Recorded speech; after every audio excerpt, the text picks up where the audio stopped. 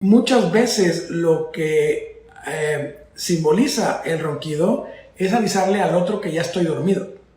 Por ejemplo, si ustedes tuvieron conflictos en su infancia de que mamá me regañaba o papá hasta que no te duermas y ahora vas a ver que te duermes y era mucha presión para dormir, entonces es como un aviso de que ya estoy dormido.